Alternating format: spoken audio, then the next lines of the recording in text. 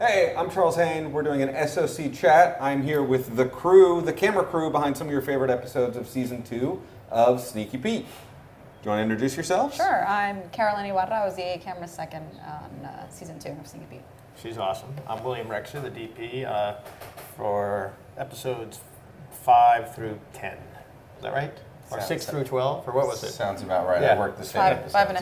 5.5. Okay, 5.5. All right. Can we say the back nine The back, of Season 2? Yeah, exactly. All right. I'm Jeff Mulstock. I'm the camera operator, Steadicam, for the same.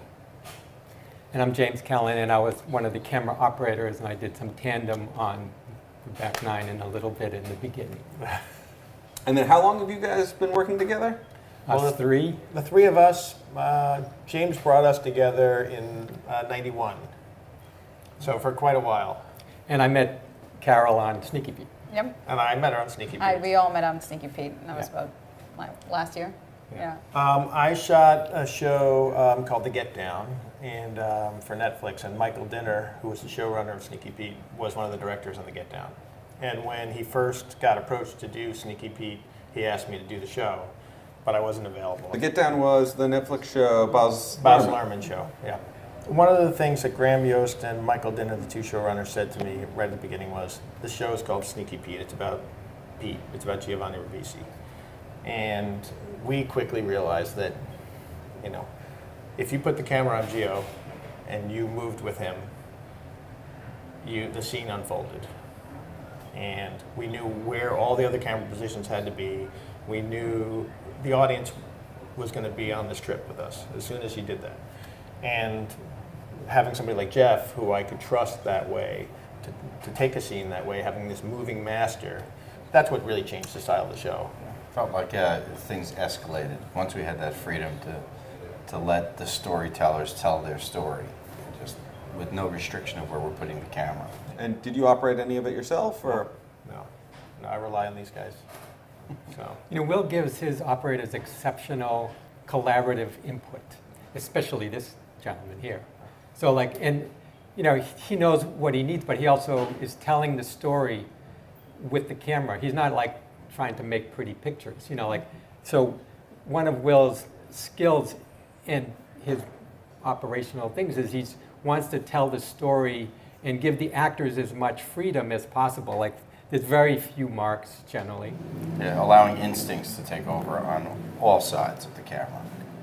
It drives me crazy to see a DP on a headset with his operators, because by the time you give a note to an operator, you've missed the moment.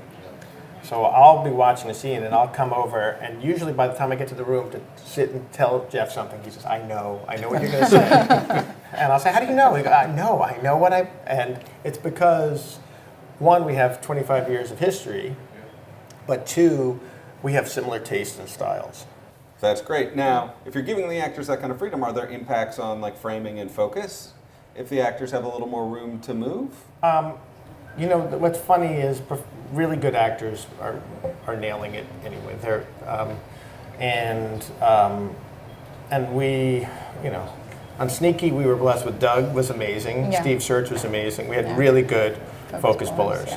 Yeah. Right now, on the show that we're on right now for Amazon, we have, you know, Michael Burke and Michael Guthrie. We have amazing focus pullers who are just, I would be doomed without them. So yes, it could cause a lot of heartache if they weren't really top-notch people. Well, and then also the tools seem to be getting better, right? Like we're getting better image out of video tap. It's no longer the days of a terrible little thing where you can't see focus. I was, and still am, a big fan of Master Primes. I shot with Master Primes for a very long time. There were a couple films that I used, the Cook S4s, which are also gorgeous, but I love the contrast, I love the sharpness, I love the consistency of the Master Primes.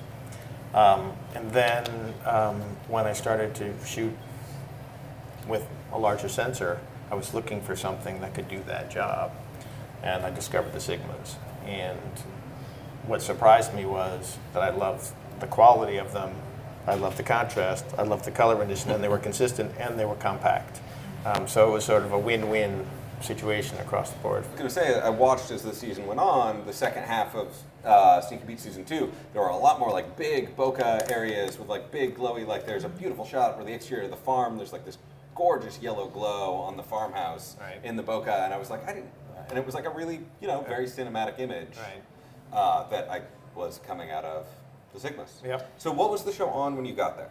It was on the Cook Pancrose. Do you remember we had 2 sets and both sets looked different? They It looked was driving compl- you insane. It You're drove like, me insane. Well, they're from the 70s. Yeah, and they were completely inconsistent. Tonings were all Yeah. off, I think. Yeah. So you had to white balance, tweak with tint and Yeah, the 75 was unusable. unusable. Yeah, the 50s too. Yeah. were So it was very Yeah. limiting. I love those lenses. I mean, like I said, I used them in a movie the previous summer that was appropriate. It was a 1980s movie. I was struggling with using them on a TV show with the demands of a television show. And I didn't like the fact that I was stuck having those lenses resolved, being at a 5.6, changed what I wanted to have for the look of the show. I needed to be at a 2.28 split or a 2. Which meant Or a 1.5.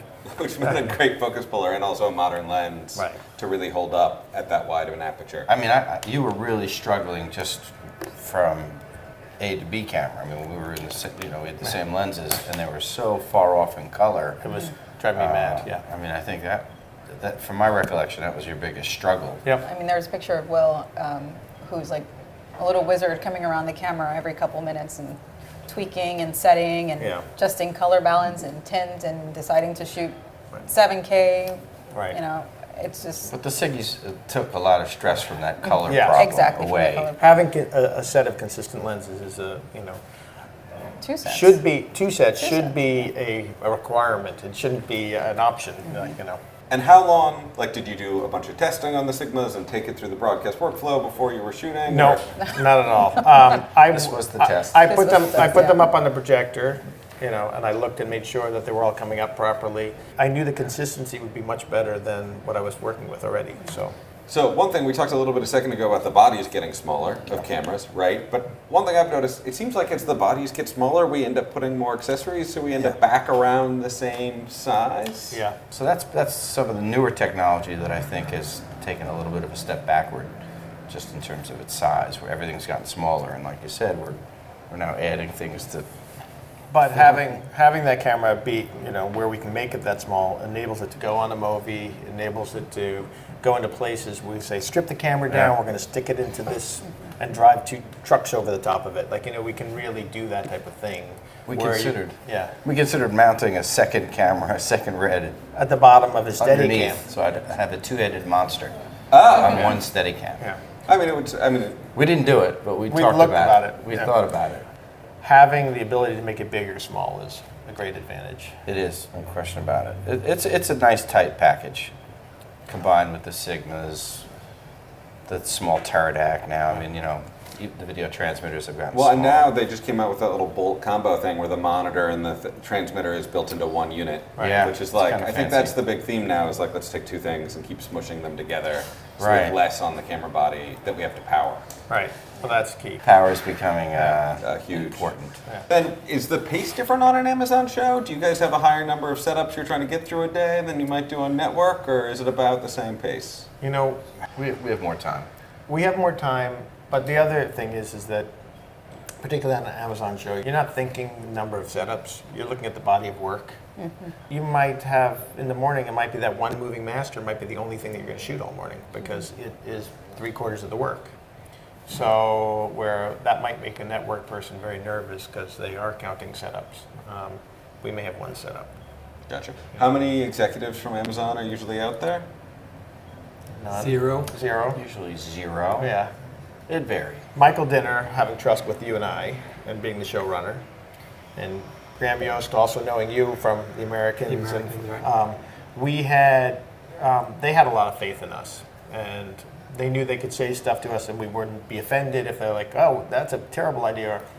It was a very collaborative situation, and but they had a lot of trust in what we were doing. Yeah. He doesn't get enough credit for this, but really when he came in and he brought in his workflow, it made our job as a camera department collectively so much easier because we were returning so much gear that was mismatched and didn't allow for the fast workflow that we got with the Sigmas. We were hopping from primes to primes and everything. The camera was never reconfigured. It just slapped the lens on and go. Right. So, thank you. You're welcome. Yeah. Awesome. You want to say your names again? Caroline Ibarra. William Rexer. Jeff Molstock. James Callanan. So this has been Charles Hain for the S.O.C, sitting down with the crew behind some of your favorite episodes of Sneaky Pete Season 2. Thank you, B&H, for hosting us in the B&H studio. And look out on S.O.C for more videos.